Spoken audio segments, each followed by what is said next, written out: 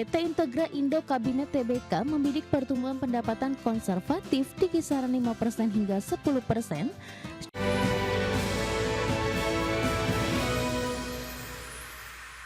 PT Integra Indo Kabinet Tbk membidik pertumbuhan pendapatan konservatif hingga 10% pada tahun buku 2026. Ya, target pertumbuhan tersebut sejalan dengan strategi perseroan yang gencar melakukan diversifikasi pasar. PT Integra Indo Kabinet Tbk membidik pertumbuhan pendapatan konservatif di kisaran 5% hingga 10% secara tahunan pada tahun buku 2026. Target pertumbuhan tersebut sejalan dengan strategi perseroan yang gencar melakukan diversifikasi pasar guna mengurangi ketergantungan dari Amerika Serikat. Direktur PT Integra Indo Kabinet Tbk Wang Sutrisno menjelaskan sepanjang 2025, industri furniture ekspor tertekan kebijakan tarif retaliasi Amerika Serikat hingga 19% yang memukul segmen furniture kelas middle low. Merespon hal tersebut, perseroan mengalihkan fokus ke produk kelas menengah ke atas dan memperkuat segmen building komponen. Selain sektor manufaktur, manajemen menyebut perseroan bersiap mengamankan sumber pendapatan baru lewat transformasi bisnis kehutanan menjadi proyek konservasi, restorasi, dan perdagangan karbon. Segmen ini berhasil menyumbang pendapatan yang angkanya masih relatif kecil pada kuartal 1 2026.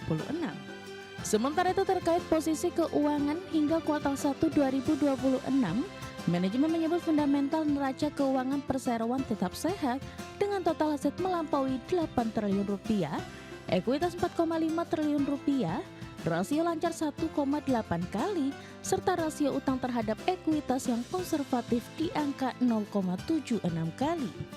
Berbagai sumber, IDX Channel. Ya, kinerja keuangan emiten batubara PT Golden Energy Mines Tbk atau GEMS tertekan pada kuartal pertama tahun ini. Meski demikian, peluang perbaikan kinerja masih terbuka pada sisa tahun ini seiring harapan peningkatan produksi dan penjualan batubara. PT Golden Energy Mines Tbk mencatatkan penurunan kinerja keuangan pada kuartal pertama 2026.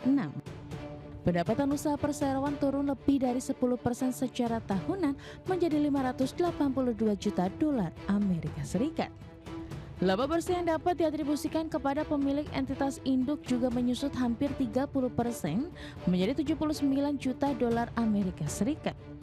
Penjualan GEMS masih didominasi pasar ekspor dengan kontribusi lebih dari 342 juta dolar Amerika Serikat. Penurunan kinerja GEMS dipengaruhi koreksi harga batu bara global serta keterlambatan persetujuan rencana kerja dan anggaran biaya atau RKAB produksi batu bara. Meski begitu, GEMS masih memiliki peluang memperbaiki kinerja pada semester kedua tahun ini jika relaksasi RKAB dapat direalisasikan dan peningkatan produksi berjalan sesuai target. Tahun ini GEMS menargetkan produksi dan penjualan batu bara di kisaran 54 hingga 58 juta ton, namun target tersebut berpotensi terganggu jika persetujuan RKAB kembali terlambat atau harga batu bara global melanjutkan tren pelemahan.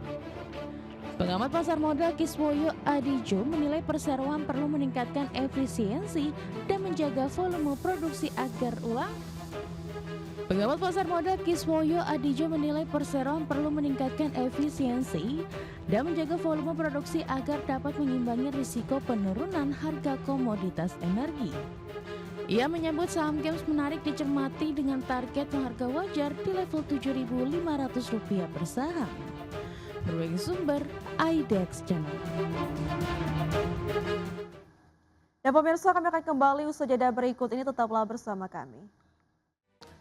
MSCI resmi mempertahankan Indonesia dalam kategori emerging market dalam Global Market Accessibility Review 2026. Di saat yang sama, MSCI juga menyampaikan sejumlah catatan penting terkait dengan pasar modal Indonesia, di mana sorotan utama kali ini menyangkut transparansi, kualitas informasi, struktur kepemilikan saham, hingga integritas proses pembentukan harga di pasar. Dalam Global Market Accessibility Review 2026 yang dirilis pada Jumat 19 Juni 2026 waktu Indonesia, MSCI resmi mempertahankan Indonesia dalam kategori emerging market. Keputusan ini menjadi kabar positif bagi pasar modal domestik karena mengurangi kekhawatiran mengenai potensi penurunan status Indonesia menjadi frontier market yang sebelumnya sempat menjadi perhatian pelaku pasar dan investor global. Meski demikian, MSCI juga menyampaikan sejumlah catatan penting terkait aksesibilitas dan kualitas pasar modal Indonesia. Sorotan utama kali ini tidak lagi hanya berkaitan dengan aspek teknis pasar, tetapi juga menyangkut transparansi, kualitas informasi, struktur kepemilikan saham, hingga integritas proses pembentukan harga di pasar. Temuan tersebut membuat kebijakan indeks freeze yang telah berlaku sejak akhir Januari 2026 masih dipertahankan hingga evaluasi lanjutan pada 23 hingga 24 Juni 2026. Adapun sejumlah catatan MSCI diantaranya dari sisi aspek kesamaan hak bagi investor asing, MSCI menyebut informasi perusahaan belum selalu tersedia dalam bahasa Inggris.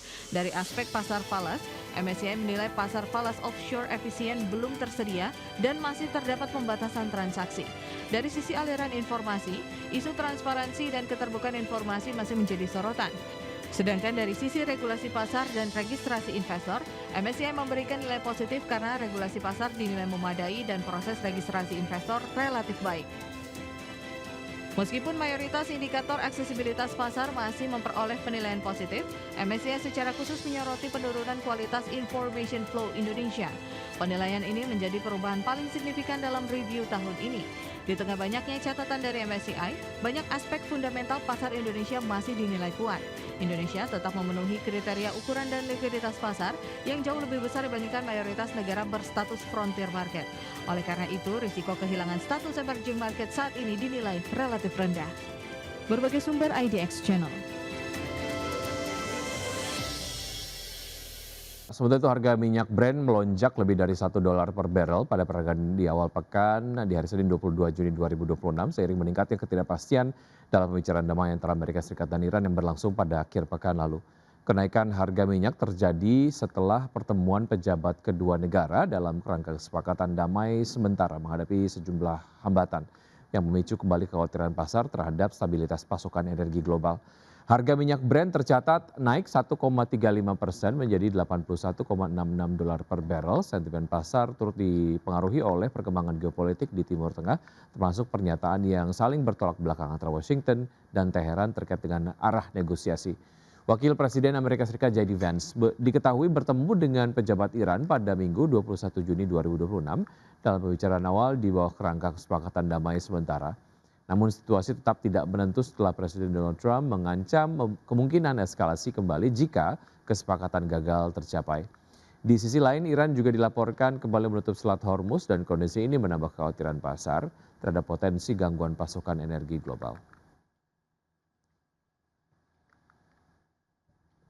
Ya pemirsa, terima kasih Anda masih bergabung sama kami dan kita akan kembali ke informasi terkait dengan PT Jolin yang tadi yang berencana untuk kemudian membagikan dividen. Dan pemirsa, informasi ini kita sampaikan emiten CPO PT Jolin Agro Rakyat Tbk memutuskan untuk membagikan dividen tunai sebesar 60 miliar rupiah dari laba bersih tahun buku 2025. Ya, keputusan tersebut disetujui para pemegang saham dalam RUPST yang digelar pada Rabu 17 Juni 2026. Direktur PT Jolin Agro Rakyat Tbk, Temi Iskandar mengatakan para pemegang saham telah menyetujui penggunaan laba bersih perseroan untuk tahun buku yang berakhir pada 31 Desember 2025, termasuk pembagian dividen kepada para pemegang saham. Selain menyetujui penggunaan laba bersih, pemegang saham juga menerima laporan tahunan direksi mengenai jalannya usaha perseroan serta laporan pengawasan Dewan Komisaris untuk tahun buku 2025. RUPST turut mengesahkan laporan keuangan tahun buku 2025 yang telah diaudit oleh kantor akuntan publik dengan opini wajar tanpa pengecualian.